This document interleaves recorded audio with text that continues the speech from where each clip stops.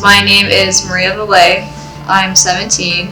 I'm in 12th grade, and I live with my parents and three brothers.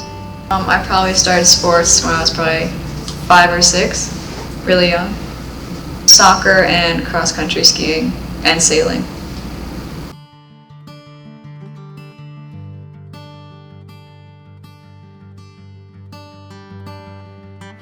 With my family, we do a lot of sailing and hunting too.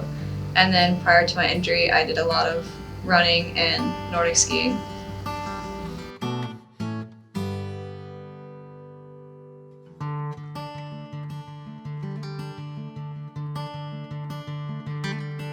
Maria Valle is wearing bib number 52 on the right side of the screen for Houghton at the UP Cross Country Finals in October of 2018 at Munising. She finished 5th in the race as a freshman behind Negaunee Emily Papour and Houghton's Annabelle Needham. But a year later, life took a dramatic turn for Valle. Injury was on October 2nd of 2019. I started the day off normal, went to school, and then I felt weakness in my arms, and then we went to the emergency room, and by the end of the day I was quadriplegic, and then we flew from Houghton, Michigan to Ann Arbor, and then I stayed there for a month and a half.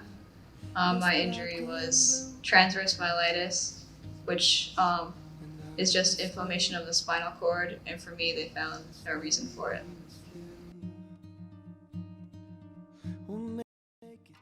In the ICU, I couldn't move either of my hands very much or my legs at all, and I could barely, and then I couldn't move my lower body whatsoever. During all this, I felt like I wasn't freaking out as much as I should have been. Like the doctor said, I seemed pretty calm and had a good attitude, and I thought it was, I don't know, I felt pretty okay with it, and I think the environment helped a lot. I got to go outside a lot, so it wasn't that bad, and then the doctors were very nice.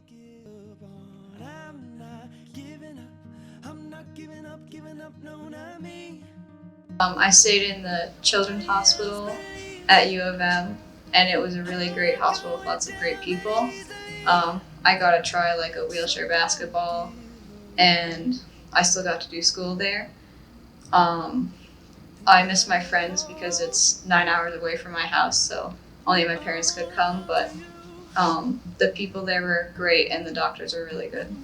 When I arrived at the hospital, I could barely move my right arm and pretty much none of my lower body.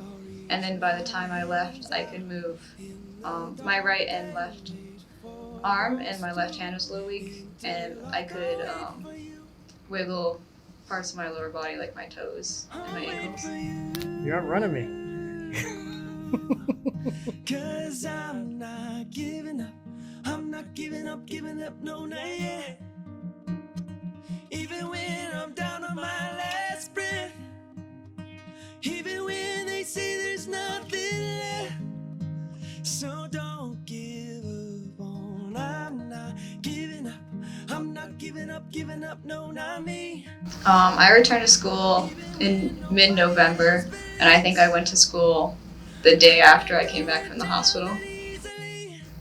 It was a lot different, but I really miss my friends, and they helped to kind of integrate me back into the school.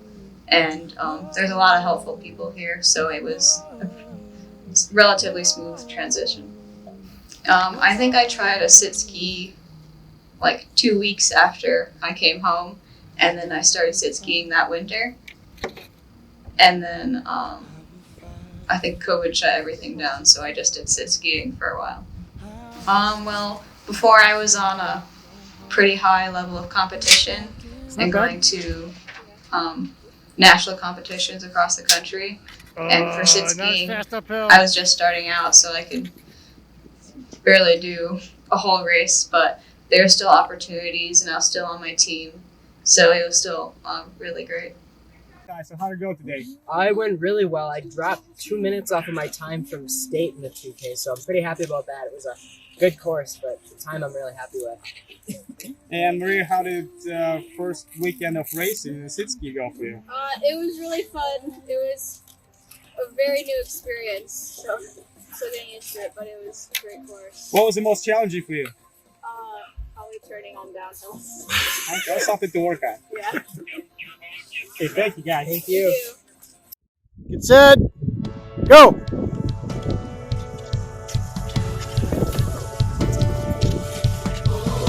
Get on the inside, get on the inside of the marker, you can beat her.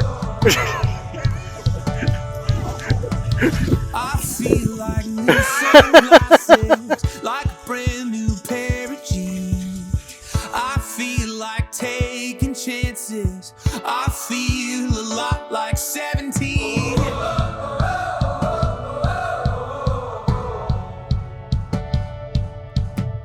I feel like windows roll brother. down new Pull up the hill. city streets and cars. I feel like anything can happen. Let's see. Life if you take I've always been into sports, and so being a part of the team is really like part of my identity. So, and competition is really important to me. I did cross country my junior year on a hand bike, and there I was on the team, but I couldn't earn points or anything. And then I did track that same year in the racing chair. During my first year participating in cross country, I didn't get times at the races, and I also didn't get a letter, which is something that I've gotten times this year, and I'd also like to get a varsity letter. The hand bike in itself is really hard to operate, so I had to lower the distances from 5K to 3K, and then I also have to have someone biking with me in case something happens, like my chain falling off. And we still haven't figured out a way to get points for that. It's a little more complicated than track, but just racing is enough for cross country. For track, I could participate as a part of the team, and we reached a regional agreement where if I pass the qualifying times for junior nationals, then I could get a point. But I couldn't go further than regional meets, and I couldn't qualify for UP finals. Come on, Masha, push it. Push, push, push, push, push, push.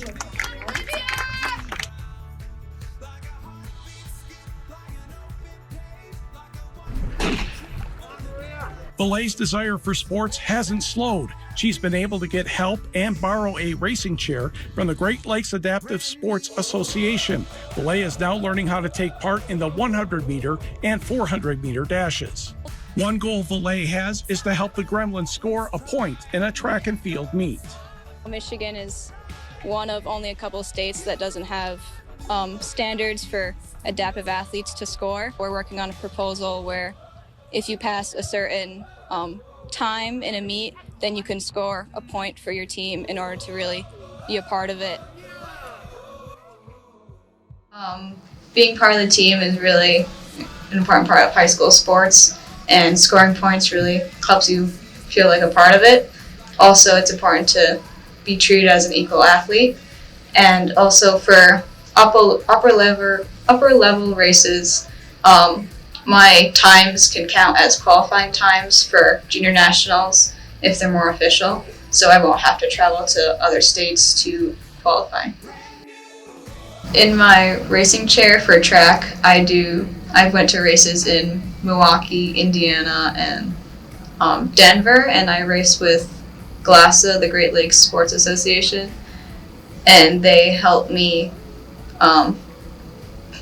how to use my chair and let me borrow some, and they're also very helpful at competitions, and they're great coaches.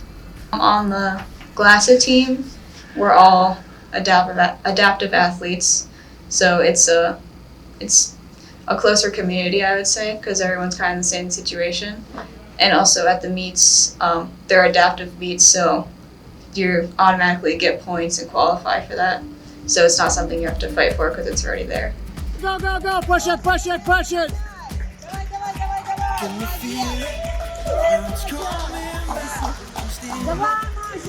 Bridge this gap. For my senior year, I hope to get a letter in cross country, and then for track to have my points counted for all the meets and be able to qualify for UP finals. To be able to qualify for UP finals and possibly earn points there, and then also to get standards across the state, so each adaptive athlete doesn't have to fight their own fight, and it's just already a standard. Go to college probably on the East Coast, and possibly go into the medical field and do sports in college.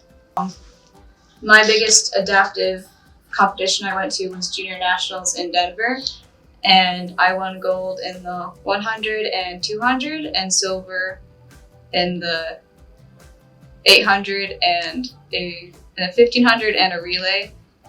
And at Junior Nationals, it was a really great experience meeting adaptive athletes from all over the country.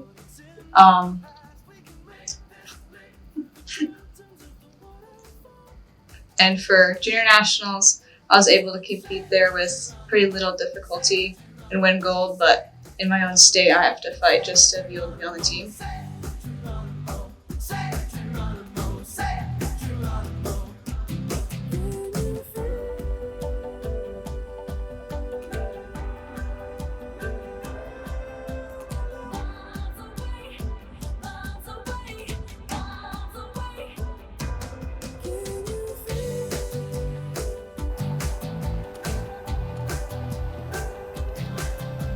I'm an athlete too.